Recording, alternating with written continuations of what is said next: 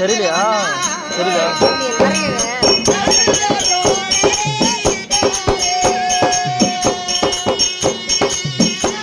கடனா அது கடம்.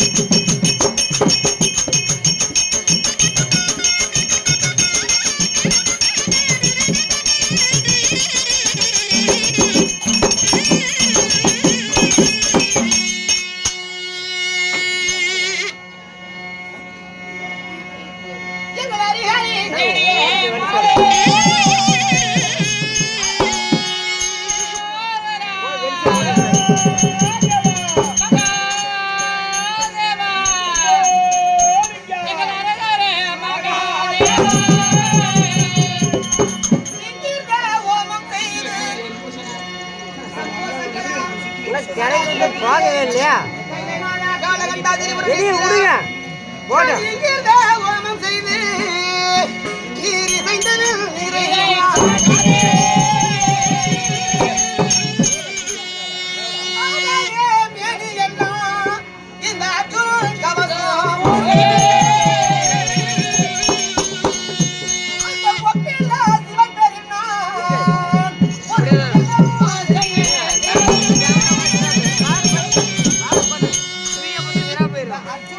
பண்ணு பவர் பண்ணு கோரி வருகிறேன்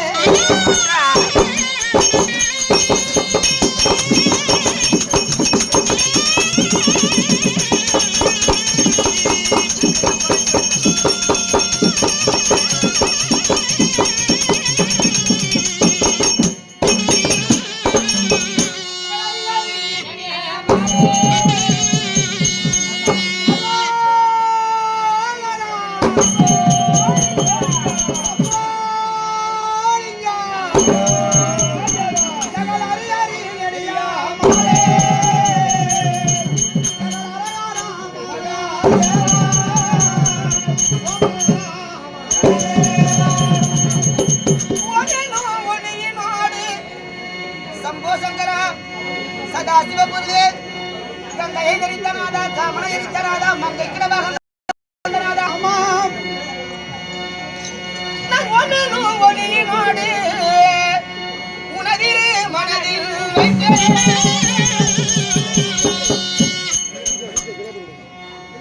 என் காமமே முதலில் நீத்து அரகராயும் கடகரும் மைந்தாடை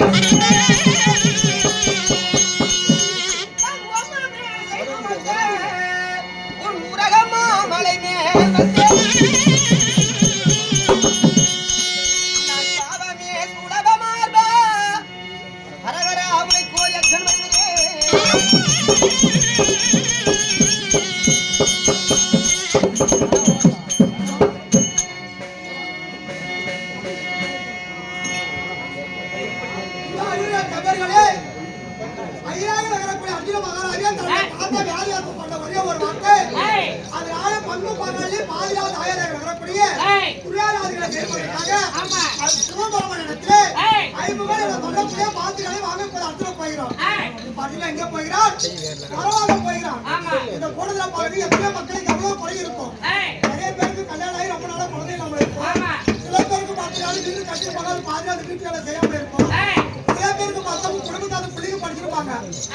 பிள்ளைகளுக்கு தெரியாத வேலை கிடைச்சிருக்காது.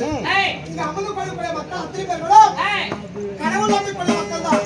உங்கள் வேண்டுதல் எதுவாக இருந்தாலும் சரி, ஐயா இந்த அர்ஜுனா தவத்துக்கு போறாரு, அதனால நாங்களும் காசு கொடுத்த கரும்புக்கு தொலைக்கிறோம், நாங்கள் முத்த கொடுத்த பசங்க தொலைக்கிறோம் என்று சொல்லி இந்த அர்ஜுனுடைய மயிலர்களை வந்து முடிஞ்சது 10 ரூபாயோ இல்ல 20 ரூபாய் 50 ரூபாய் கூட எவ்வளவு முடியுமோ அது காணிக்காவுக்கு மயிலர்களை போட்டுட்டு அவர் காலை தொட்டு கொடுக்கணும்.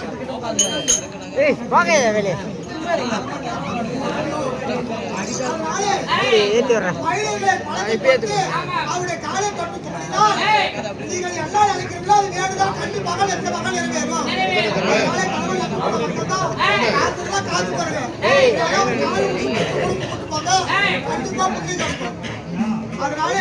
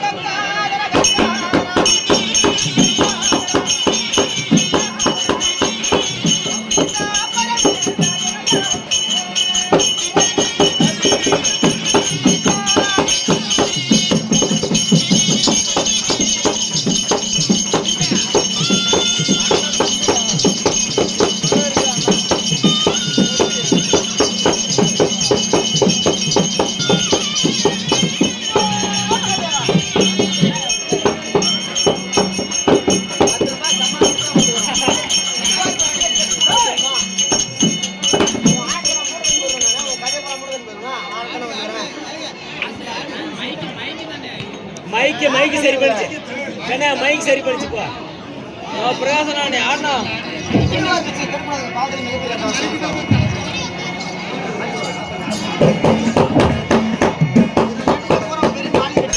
பிரகாசனா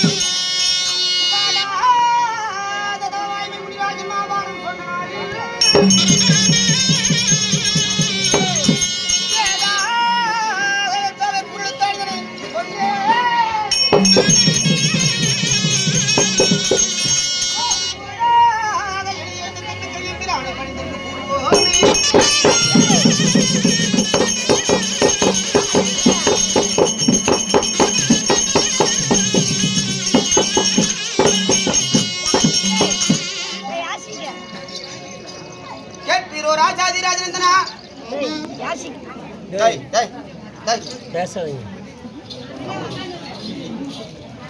கேட்பீரோ சபையிலுள்ள பெரியோரே, கேட்பீரோ ஜனமே பூவாளரா, கேட்பீரோ தாய்மார்களே, கேட்பீரோ தந்தைமார்களே, ஆணி என்று சொல்லக்கூடிய சமுத்திரமா, சமுத்திரத்திற்கு ஆணி என்று ஒரு பேர் இருக்கிறதா, கையில் அணியக்கூடிய மோதிரத்திற்கும் ஆணி என்று ஒரு பேர் இருக்கிறதா, இப்படி ஆணி என்று சொல்லக்கூடிய சமுத்திரத்திலே கைக்கிரிவன் என்று சொல்லக்கூடிய சோமுகாசுரனானவன் பிரம்மாவிடத்திலே இருக்கக்கூடிய 4 வேதங்களையும் களவு செய்து கொண்டு போய் ஆணி என்று சொல்லக்கூடிய சமுத்திரத்திலே மறைந்தானா மற்ற நாள் வருகிறது.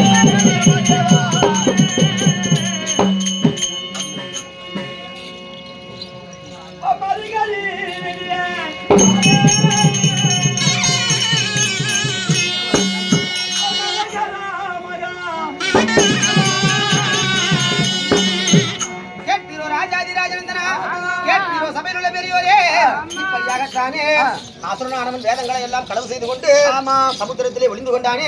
என்ன செய்வதென்று தெரியாமல் பிரம்மாவானவர் ஓடோடி சென்று எல்லாம் வல்லையவனாக விளங்கி வரக்கூடிய நாராயணமூர்த்தியுடைய பாதங்களிலே சரணாகதி அடைகிற போது பாப்பா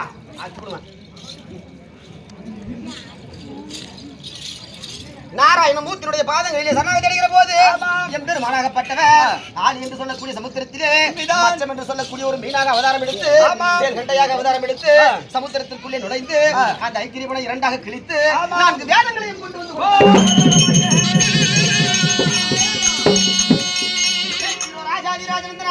கேட்பீரோ சபையிலுள்ள பெரியோரே, கேட்பீரோ ஜனமேஜய பூபாலகா, கேட்பீரோ தாய்மார்களே, கேட்பீரோ தந்தைமார்களே, கேட்பீரோ சின்னஞ்சிறு பாலகா. இப்படியாகத்தானே அசுரன் கைப்பட்ட காரணத்தினாலே வேதங்கள் அத்தனை சிக்குண்டு போனது. இதை கலைந்து பாராயணம் செய்ய வேண்டும். 5ஆம் வேதமாக மாற்ற வேண்டும்.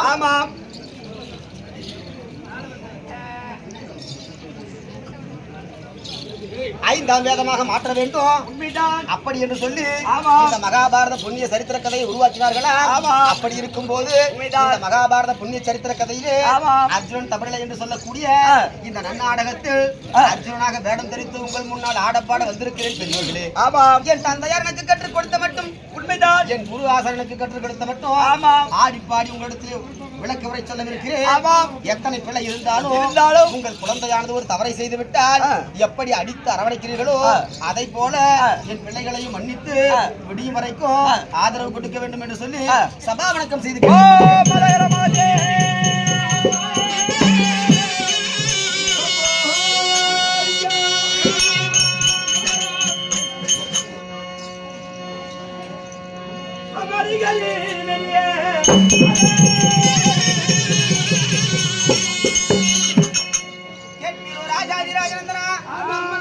சபையிலுள்ள பெரியோரே, கேட்பீரோ ஜனமேஜய பூபாலகா. இப்படியாகத்தான் இந்த 5ஆம் வேதமாக விளங்கி வரக்கூடிய மகாபாரதம் எப்படி உருவாகும் என்று சொன்னால் எல்லாம் வல்லைவனாக விளங்கி வரக்கூடிய பெருமானை கோரி பராசமுனிவரானவர் தவம் இருந்தாரா? அப்படி தவம் இருக்கும் போது இறைவனாகப்பட்ட சிவபெருமானானவர் என்ன செய்தார் தெரியுமா? அந்த பராசமுனிவருக்கு காட்சி கொடுத்து வரம் ஒன்றை வாழித்தார்.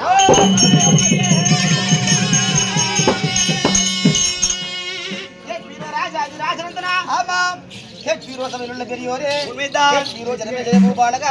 இப்படியாகத்தானே வரம் கொடுத்த இறைவனாகப்பட்டவர் என்னவென்று வரம் பழித்தாராம் தெரியுமா? கேளும் அப்பா பராசமுனிவரே, நீ பூலோகம் தானே செல்ல வேண்டும். பூலோகம் சென்று யமா யமா யமா யமா பேசாதீங்க, எதுக்கேதான் ஆட்டா விடுறாங்க பேசுகிறாங்க. நீ பூலோகம் போக வேண்டும். பூலோகத்திலே வானத்திலே 27 விமான சித்திரங்கள் ஒன்றாக கூடும் வகையிலே அருகாமல் இருக்கக்கூடிய பெண்ணிடத்திலே நீ சத்தியம் பதியமானது உண்மையான அனைத்து லட்சணங்களும் பொருந்திய இந்த மகாபாரத புண்ணிய சரித்திர கதையை உருவாக்கக்கூடிய வல்லமை பொருந்திய ஒரு அற்புத குழந்தை ஒன்று பிறக்கும் என்று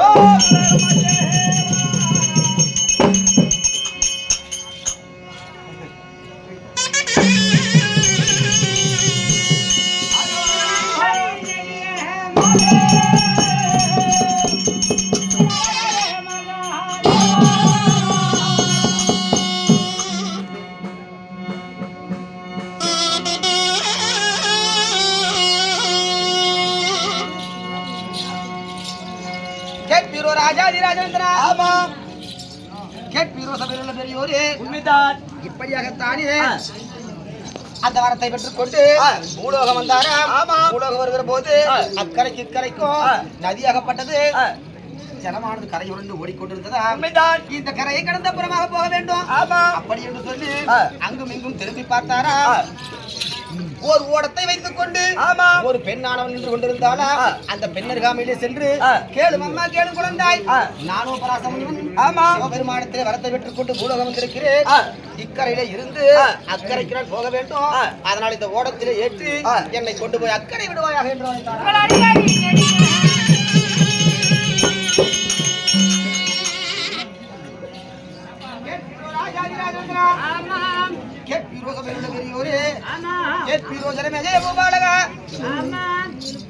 இப்படியாகத்தானே அந்த பெண்ணிடத்திலே உரைக்கிற போது அந்த பெண்ணானவள் உரைத்தாளா?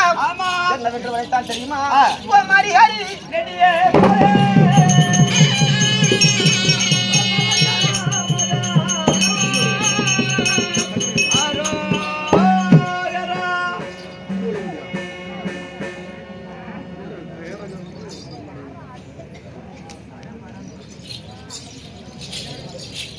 கேளுமை ஐயா கேளு தவமுனிவரே. காரணம் எப்படி தெரியுமா? என் அண்ணாவானவர் விளைக்கக்கூடியவர் மச்சகந்தன். அவரோ இன்று ஓடத்தை விடக்கூடிய ஆற்றல் பொருந்தியவர். என் பெயரோ மச்சகந்தி. ஏனென்றால் என் அண்ணாவிற்கு உடல்நிலை சரியில்லாத காரணத்தினாலே இன்று ஒரு நாள் பரியந்தம் இந்த ஓடத்தை விடுவதற்காக நான் வந்திருக்கிறேன். இந்த ஓடத்தை நான் ஏற்க வேண்டும் என்று சொன்னால் எனக்கு 8 ஆணை வழங்க வேண்டும் என்று கேட்டார்.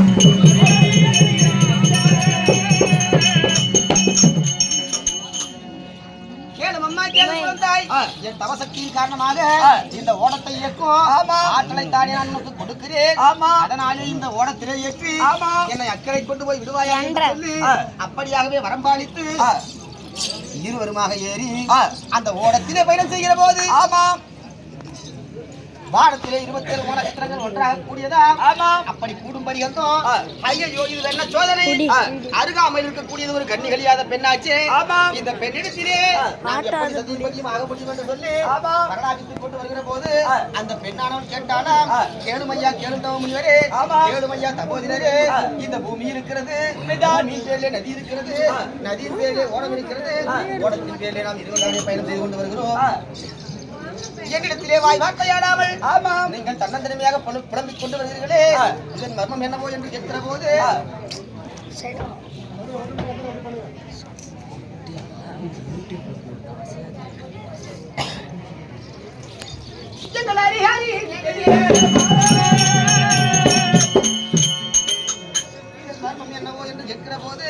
கேளும் அம்மா கேளும். வானத்திலே 27 நட்சத்திரங்கள் ஒன்றாக கூடும்போது நான் அருகாமல் இருக்கக்கூடிய பெண்ணிடத்திலே சேர வேண்டும் என்று சொல்லி என்னுடைய வாக்கு. அதனால் தானே உன்னிடத்திலே நான் சதிபதியமாக வேண்டும் என்று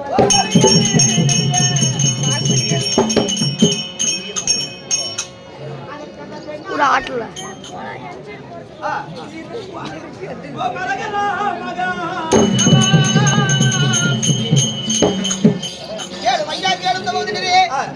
இதன் காரணம் என்ன தெரியுமா? அப்படி என்று சொல்லி அந்த பெண்ணாளர் என்ன உரைத்தான் தெரியுமா?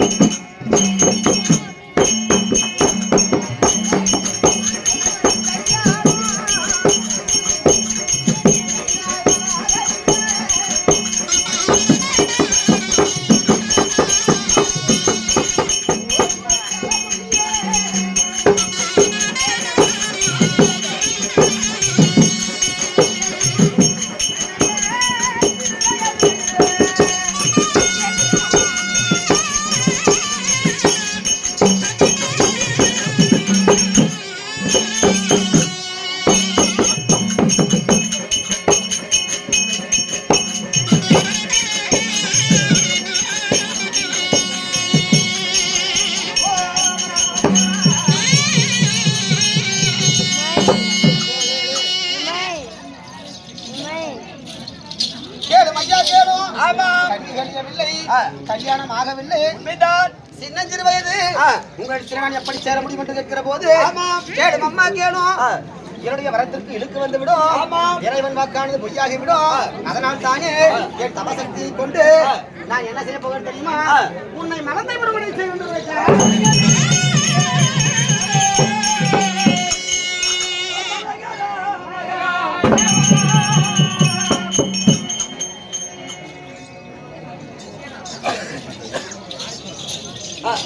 கேட்பீரோ ராஜாதிராஜனந்தனா?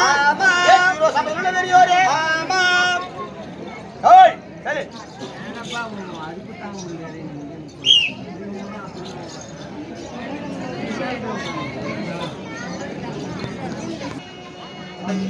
பாப்பா ராஜாதிராஜனந்தனா கேட்பீரோ சபையிலுள்ள பெரியோரே? ஏய் ஏய் ஏய் உள்ள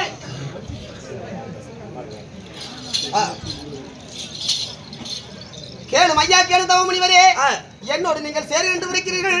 கண்ணி கழியவில்லை, கல்யாணம் ஆகவில்லை, சின்னஞ்சிறு வயது.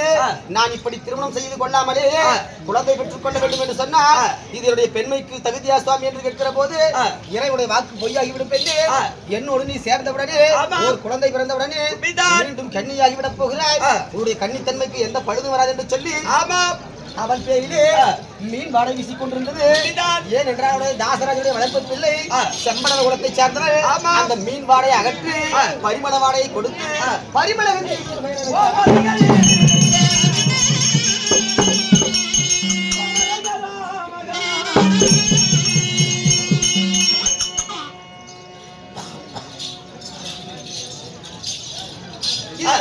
இது ரெட்ட வெளிச்சமாக இருக்கிறது, பட்டப்பகலாக இருக்கிறது. இந்த பட்டப்பகலிலே உங்களோடு நான் எப்படி கூட முடியும் சாமி என்று கேட்கிற போது தன்னுடைய மந்திர பைக்குள்ளே இருந்து அக்னி விபூதியை எடுத்து ஆகாய மார்க்கமாக வீசுகிற போது அது 3 வழியாக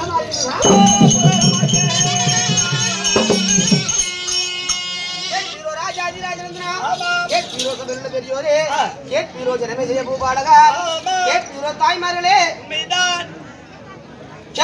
தந்தைமார்களே, இப்படியாகத்தானே அந்த பணியின் நடுவே 2 பேரும் சதியும் மதியமாக ரிஷிபிண்டம் இரவு தங்காமல் 3.25 நாளிகைக்குள்ளாக. எத்தனை நாளிகைக்குள்ளாக? 3.25 நாளிகை. ஒரு நாளிகைக்கு எத்தனை நிமிஷம்? ஒரு நாளிகைக்கு 4 நிமிஷம். எனக்கு தெரியாது, தெரிஞ்சா ஏன் நான் பப்புனாரு. ஒரு நாளிகைக்கு 24 நிமிடங்கள். 24 நிமிடங்கள்.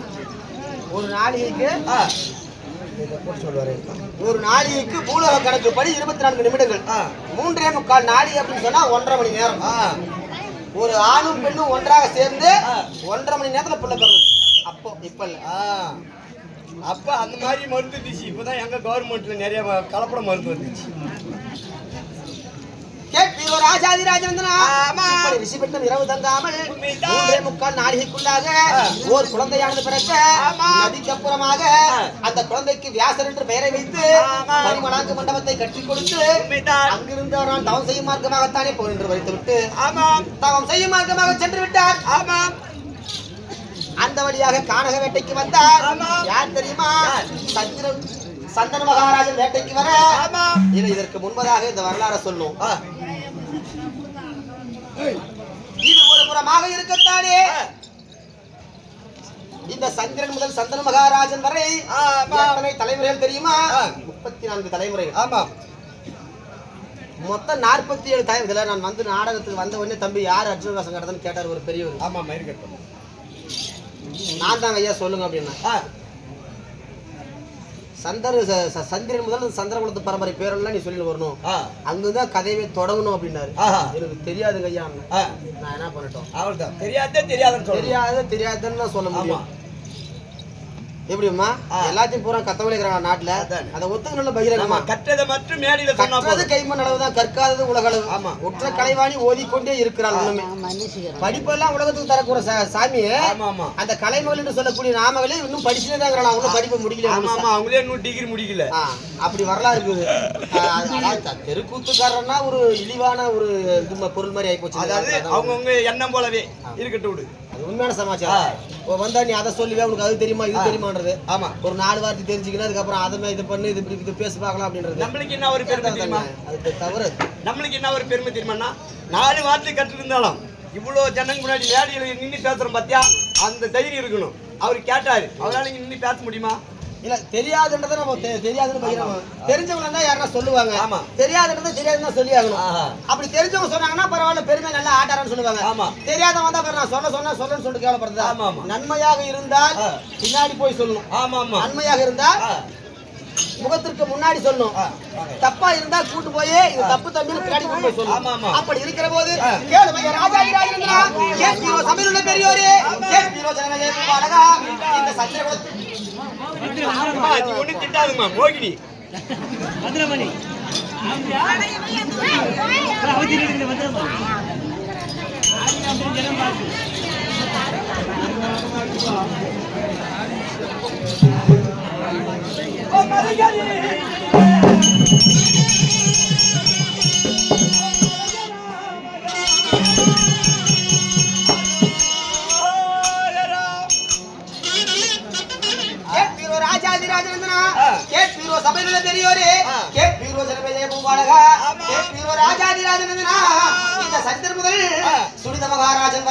மொத்தம் 40 தலைமுறைகள் தான் இந்த மகாபாரத புண்ணிய சரித்திர கதையிலே 47 தலைமுறைகள் என்று சொல்லுவார்கள்.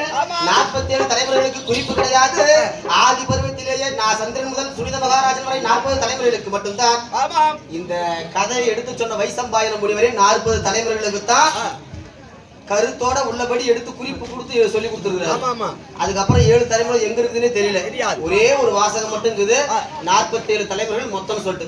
சந்திரன் பிறந்தார், சந்திரனுக்கு புதன் பிறந்தார், புதனுக்கு புருடன் பிறந்தார், புருடனுக்கு ஆயு பிறந்தார், ஆயுவுக்கு நகுசன் பிறந்தார், நகுசனுக்கு யயாதி பிறந்தார், யயாதிக்கு சயாதி, சர்வபூம, பிரசீனன், பிரதீபன், குரோதனன், உச்சகன், அச்சகன், மதிவான், திடன், நீலன், துஷ்யந்தன், பரதன், பௌமன், சுவேத்ரன், அரசுமிலி, சவர்ணன், குரு, பரிசித்து, பிரதீபன், சந்தனன், இந்த இத்தனை தலைமுறைகள் வந்திருக்கிறது. சந்தன மகாராஜனுக்கு பிறகு இத்தனை தலைமுறை வந்துருக்குது. சந்தன மகாராஜன் பிறந்த பிறகு இவரு காட்டுல விட்டு போயிட்டாருல. அந்த சத்தியவதி அம்மாவுக்கு 3 பேர் மொத்தம். 3 பேர்கள். அந்த மீன் வாடையை அகற்றி விட்டு பரிமள வாடையை கொடுத்து அவளோடு சதியும்பதியமாக சேர்ந்த காரணத்தினால அவருக்கு பரிமளகந்தி ஒரு பேர். தாசராஜனுடைய வளர்ப்பு பிள்ளை அவங்க. அதனால மச்சகந்தின் பேர். இதுக்கு ஒரு வரலாறு இருக்குது. இது பாரத மேடைன்றதுனால சொல்றேன். இதெல்லாம் எங்கேயும் சொல்றதில்ல. அந்த அம்மா மச்ச குளத்துல பிறந்தவங்க இந்த மோகினி எல்லாம் வேஷம் போட்டு வந்தாங்கன்னா சொல்லுவாங்க, உங்க ஜாதி மீன் விற்கிற ஜாதி, செம்படவ ஜாதி, அந்த ஜாதி இந்த ஜாதின்னு. அந்த மச்சகந்திக்கு பிறந்த பிள்ளைகள்ன்ற காரணத்துக்காக தான் செம்படவ ஜாதின்னு சொல்லிட்டு குறிப்பா சொல்றோம். அந்த மச்சகந்தி ராஜா வீட்டு பிள்ளை தான். வசுராஜன் ஒரு அரசர் இருந்தாரு. அவருடைய மனைவி வீட்டிலே இருக்கும் போது கானக வேட்டைக்கு வருகிறார். அப்படி கானக வேட்டைக்கு வந்திருக்கிற போது அந்த தென்றல் காற்று வீசுகிறது. வெண்குடாரம் எடுத்து தங்கி இருக்கிறார் படைபலத்தோடு. அப்படி தென்றல் காற்று வீசி இருக்கும் போது இந்த மானும் இந்த மயிலும் இந்த குயிலும் இந்த அன்னமும் பறவையும் ஆணும் பெண்ணும் அதோட இனத்தோடு சேருகிற போது இவருக்கு அந்த காம விவகாரமானது அதிகமாயிடுது. அந்த காம விவகாரமானது அதிகமான வீரியமானது ஸ்கலிதமாகி விடுகிறது. ஆணுடைய வீரியமானது ஸ்கலிதமாகி வீணாக கூடாது. அதனால ஒரு இலை ஒன்றை பிடுங்கி ஒரு வட்டில் ஒன்றை செய்து அந்த வட்டிலே ராஜாளி பட்சத்திலே கொடுத்து இதை கொண்டு போய் என் மனைவிடத்திலே சேர்த்து விடு அப்படின்னு அந்த வசுராஜன் கொடுத்து அனுப்புறாரு. அதை ஏந்தி கொண்டு போகிறது. அது கடையில இருந்து 2 துளி சதறி விழுந்துருது. அதை மீனானது சாப்பிடுறது. அந்த வீரியத்தை ஆண் வீரியத்தை மீன் சாப்பிடுறது. வயிற்றுக்குள்ள போன உடனே 2 உருண்டையா பிரிஞ்சு நிற்குது. ரெட்டை குழந்தை பிறகு பிறகுதான் ரெட்டை குழந்தை. அந்த மீன் வயிற்றுக்குள்ள 2 உருண்டையா பிரிஞ்சிருது அந்த வீரியம். அதான் ஒண்ணு மச்சகத்தின்னு பேர் வைக்கிறாங்க. மீன் வயிற்றுல இருக்கிறதுனால ஒண்ணு மச்சகத்தின்னு பேர் வைக்கிறாங்க. அது செம்படவ தலைவராக விளங்கி வரக்கூடிய தாசராஜன் எடுத்து அந்த மீனை கட் பண்ணி பார்க்கும் போது இவ்வளவு பெரிய வயிறாக்குது அப்படின்னு அறுத்து பார்க்கிற போது ஒரு ஆண் குழந்தையாக ஒரு பெண் குழந்தையாக இருந்தது. சரி, யாருடைய குழந்தையோ கடவுள் கொடுத்த குழந்தை என்று சொல்லி வளர்த்தி வராரு. அதனாலதான் செம்படவ குழந்தை சொல்றேன். இப்படி ஒரு கதைக்கு பின்னணி மகாபாரதத்திலே 1000 கிளைகள் இருக்குது. எல்லாத்தையும் சொல்லி கொண்டு போக முடியாது. இதுக்கு தகுந்த பேச்சை பேசினாவே 10 மணி 11 பண்றாங்க. இவன் அர்ஜுன தவச வேஷத்துக்கு போட்டு வந்தான்னா, இந்த பையன் அர்ஜுன வேஷத்துக்கு வந்தான்னா 10 மணி 12 மணி பண்றான்னு சொல்லி போட்டு சத்தியமாவே யாரும் ஆட்டத்துக்கு வர மாட்டாங்க. யாருமே இது உண்மையான சமாச்சாரம். அவன் வந்தானா நான் வரலன்றான். ஏன் தெரியுமா? 11 12 மணிக்கு ஆட்டாங்க போவான். நானே காலையில் ஆட்டக்கார யாரும் அறிய மாட்டாங்க. சரி, அது தேவையில்லை. தெரிந்த வரைக்கும் பேசலாம், கூடுமான வரைக்கும் பேசலாம். சரி, போனால் போகட்டும். கேட்பீரோ ராஜாதிராஜன் இப்படி சந்திரன் முதலாக சுனித மகாராஜன் வரை 40 தலைமுறைகள். 34வது தலைமுறையிலே சந்தன மகாராஜன் இப்படி காட்டுக்கு வேட்டை வருகிறார். அதுக்கு முன்ன என்ன கதையை சொல்லி முடிச்சேன்? அதான் நீங்க சொன்னீங்களே அந்த கதையை தான்.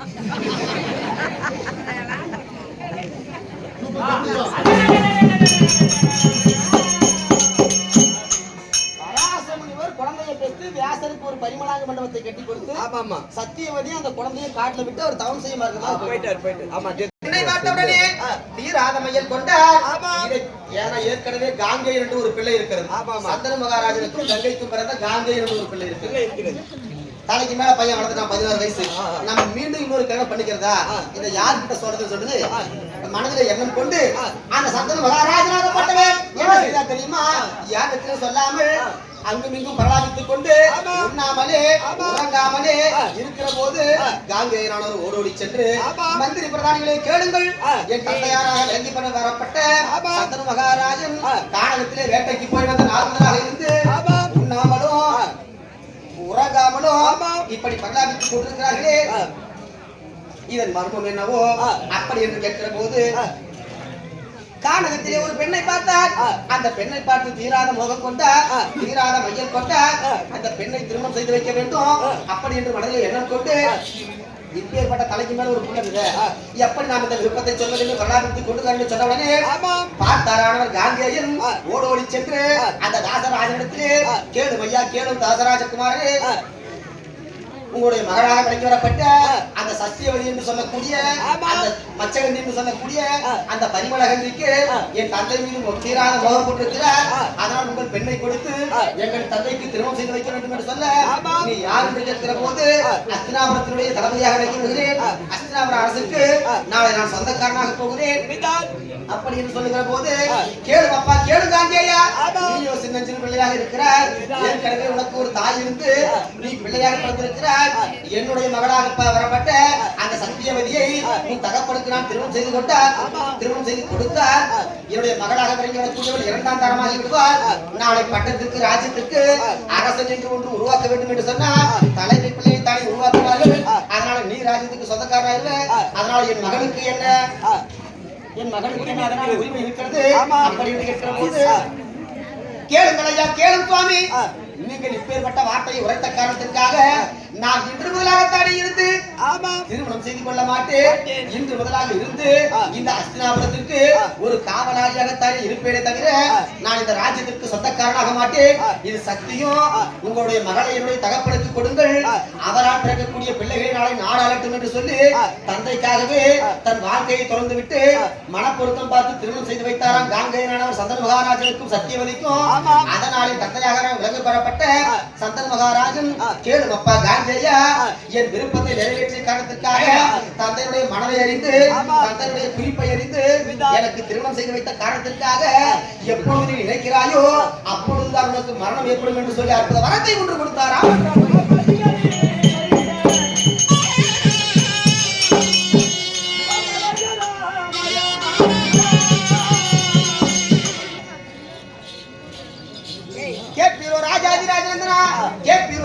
பெரியோரே கேட்கிறோ செல்வ ஜெயபூபாலக அன்றாடத்திலாக அவர் பீஷ்மரின் பெயரை கொண்டு கொண்டாரா.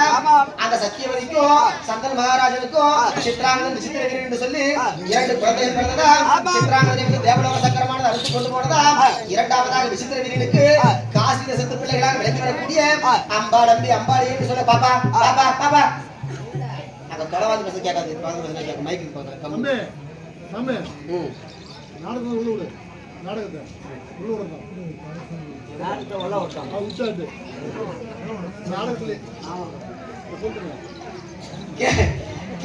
ராஜாதி ராஜேந்திரா சபையில் பெரியோரே ஜனமே எங்கடா விட்டான் அதான் நீங்க இல்ல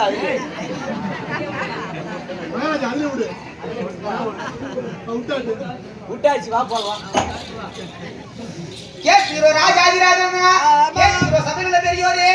இப்படி அந்த விசித்திர வீரனுக்கு காசி தேசத்து பிள்ளைகளாக விளங்கக்கூடிய அம்பாள் அம்பி அம்பாளி என்று சொல்லக்கூடிய 3 பேரை திருமணம் செய்து வைத்தாரா. அம்பாள் பெண்ணானவள் வழியில இறக்கி சென்று விட்டாரா. அம்பி அம்பாளியோடு சில காலம் வாழ்ந்து வந்தாரா. சதிபதியாக அதிகமாக உறவு கொண்ட காரணத்தினாலே விசித்திர வீரன் இறந்து போனாரா. அதனாலே வியாச பகவானை வரவழைத்து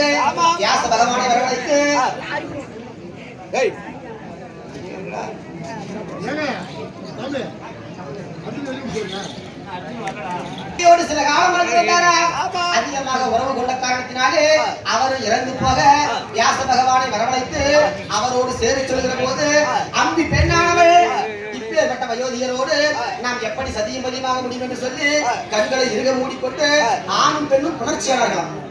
ஆணும் பெண்ணும் புணர்ச்சின்னா புணர்ச்சி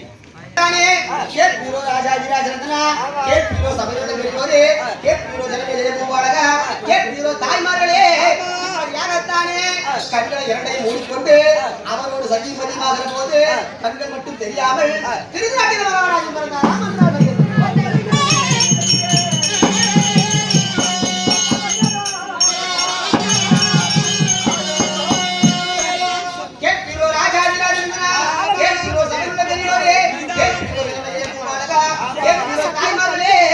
கண்கள் மட்டும் தெரியாத குழந்தைகளால எப்படி இந்த ராஜ்யத்தை கட்டி காக்கும் என்று சொல்லி இது பட்டத்துக்கு ஆகாது என்று இரண்டாவதாக அம்பாளியை பிடித்து இந்த வியாச பகவானை சேர சொல்லுகிற போது வெள்ளியமாக வெள்ளை வெள்ளையாக பாண்டு வியாதியோடு பாண்டு மகாராஜன் பிறந்தார்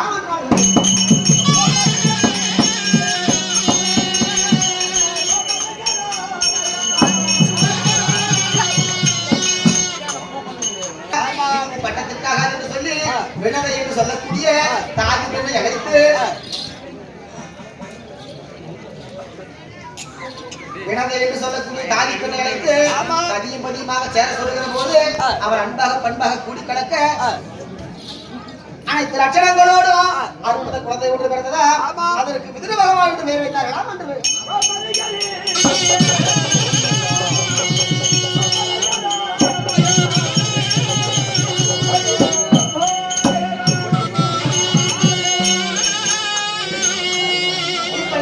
மகாராஜனுக்கு காந்தார இளவரசியாக வைக்கக்கூடிய காந்தாரியை மணமுடித்து துரியோதனன் முதல் விகர்ணன் வரை 100 ஆண் பிள்ளைகள் பிறந்தார்களா அவர்கள் கௌரவர்கள் என்று ஆனார்களா பாண்டு மகாராஜனுக்கு குந்தி மந்தரை என்று சொல்லக்கூடிய 2 பேரை திருமணம் செய்து வைக்க பாண்டர யுவராஜாக்கள் நாங்கள் பிறந்தோம் இளமையிலே பகைத்தான் விருந்துக்கென்று வரவழைத்தான் விருடங்கள் கண்டான் சூதாடினான் நாடு பறித்தான் நகர் பறித்தான் உப்பு சட்டி வரைவோடு என்று சொல்லி ஆணை சேனை ரத்தம் கஜம் துருகம் பதாதி என்று சொல்லக்கூடிய சேனா சேனைகள் அத்தனை பறித்துக் கொண்டு காடிய வனவாசம் ஓட்டி வைத்தான் படும்பாவி துரியோதனன் என்னையா